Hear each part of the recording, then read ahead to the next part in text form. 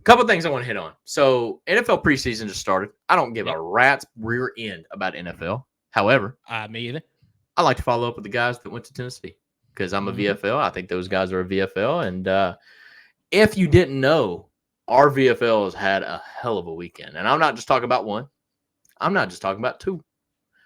I don't even think I'm talking about three. Honestly, I think it was a little bit more than that.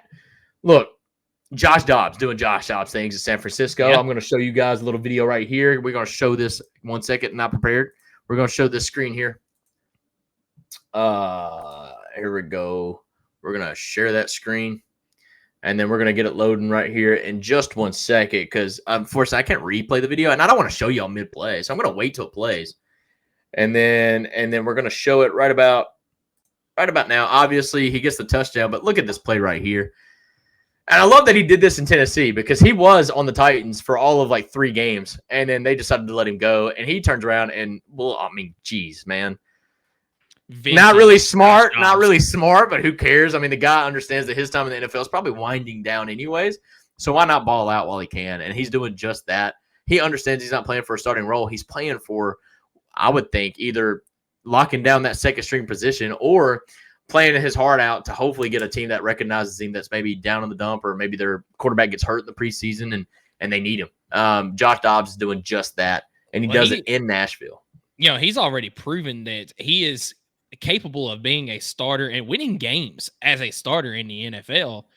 He's just not one of those 32 best quarterbacks, I guess you would say, to get a starting role, but he is good enough to be a starter in the NFL. Jalen Wright getting his first NFL rushing touchdown, making it look easy out there. Jalen Wright, I don't think could have been put in a better position as a draft pick. I'm so happy. Agree. I'm so happy with him going to Miami. I mean, a team that's all about speed. Jalen Wright's fast, and he showed that against the Georgia game in that one play. Once again, one highlight of the game. Jalen Hyatt absolutely, I think, could make noise in that offense with Tua. And Wright, you mean? Yes. Who did I say? Jalen Hyatt. My bad. Yeah, Jalen Wright absolutely deserves to be on that team, and I think he could actually make noise in year one. But you know, and I don't have the video to pull up, but that wasn't even the most impressive run that he had of the night. He made one where he went back the other way or something, didn't he? Yeah, he caught a screen pass and he kind of bobbled a little bit, reversed field when he saw that the defenders were going to have him down, and got a 14-yard gain off of it, and the crowd went nuts. And I don't have it, but another video, which this is going to be the touchdown. This is not going to be one of those.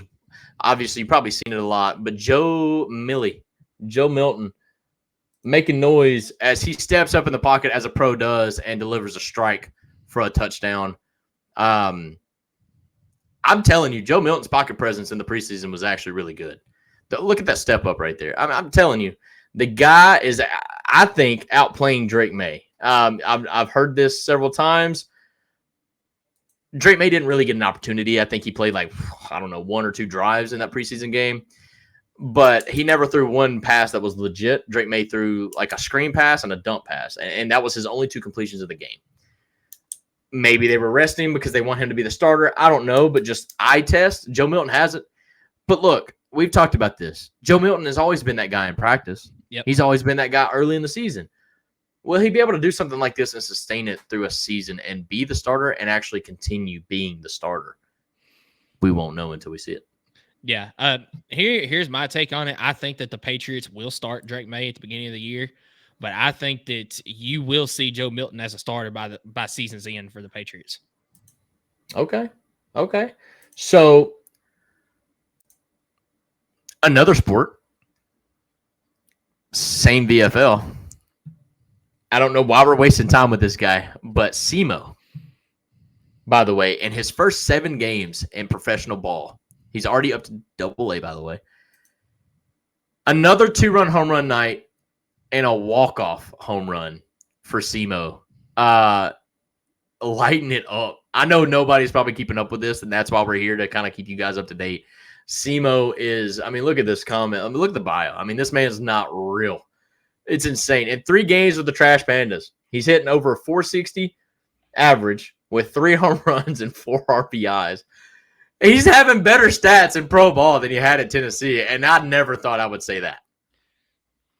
Yeah, and I've tried to see about getting some tickets to a Trash Pandas game, but unfortunately, the minor league baseball schedule lines up right with my work schedule, Of so I course. can't get down there to watch a game. But I would love to, because it's just an hour drive for me to get to Huntsville, so it would be awesome to go down there and watch him before he gets moved up to the pros, which will happen sooner rather than later. Absolutely, it will. Another player I want to talk about, Hendon Hooker, got his first snaps in NFL preseason as well.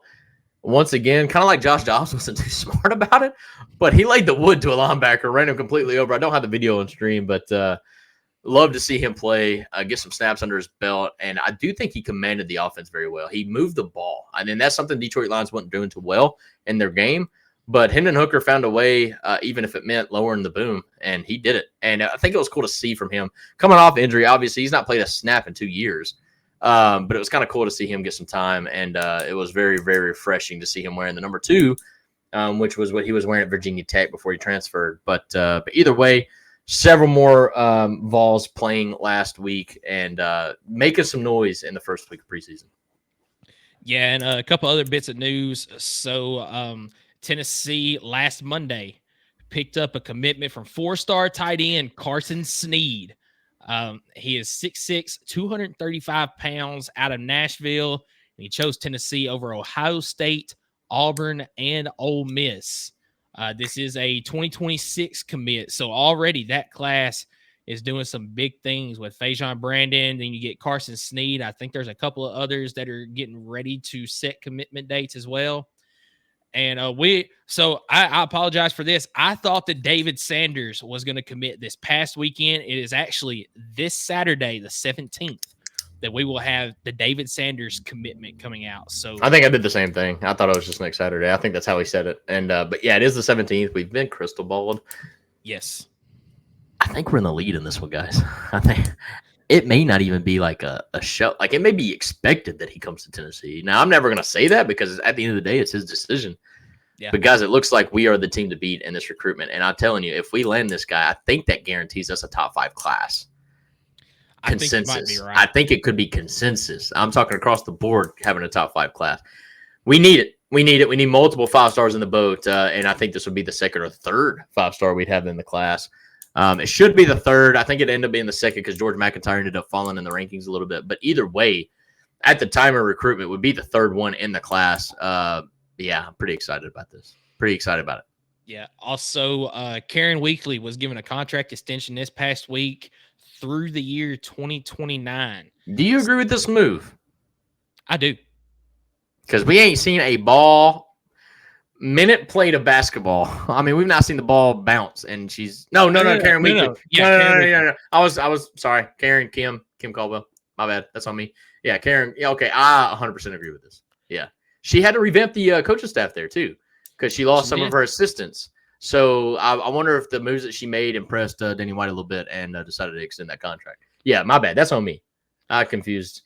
Too many Karens, cars, whatever. Yeah. Yeah, you're good. But also, talking about Lady Vols Hoops, they hosted Brianna Crittenden, I think is how you say her name. She's a very, very highly sought after, looks like a post player forward for the 2026 class, if I'm not mistaken. Seeing some of her highlights, she can light it up from downtown. She's also very good down low, very physical. So that was big for the Lady Vols getting to host her. Not sure what the commitment date is on that yet. Right on. We are 20 days till kickoff, brother. We are. And I do want to show this real quick because Elijah Simmons last year swapped over to number 10. This and I just such a big dude. I just want to show you guys this right here. 6'2", 345-pound Elijah Simmons stuffed into a number 10 jersey. That is awesome right there. I love seeing a big boy wearing a small number. It is. Yes. I mean, it doesn't get any better than that. Now, I will say this. He did not have the season he wanted to have last year. He would tell you that face to face. I'm ready to see this man take over the middle of that line. I mean, him along with Big O, Amari Thomas. Big Amari Thomas. Omar Norman Lott. I mean, look, this defensive line has some special potential. And I love for it to come together. Elijah Simmons, I think, made the switch number 10, and I don't know how he said it, if it was like good 10 or bad 10, or I need to play like the other number. However he said it, in my mind, I kept picturing it as that like Ramel Keaton when he swapped to number 9. I'm not going to say it was trash, but like in all intents and purposes, as a fan, I can say this. He didn't play good at all in the number 9. Like, we were all wanting him to swap back to number 80. But Elijah Simmons, man, what a big man. A whole unit is what I'm seeing from that number 10 right there. And I hope he wreaks havoc on opposing offensive lines. Yeah, and we're talking about switching numbers. We didn't even mention one of them. Squirrel White is no longer number 10. He is number 3. Doing it for Dale, baby.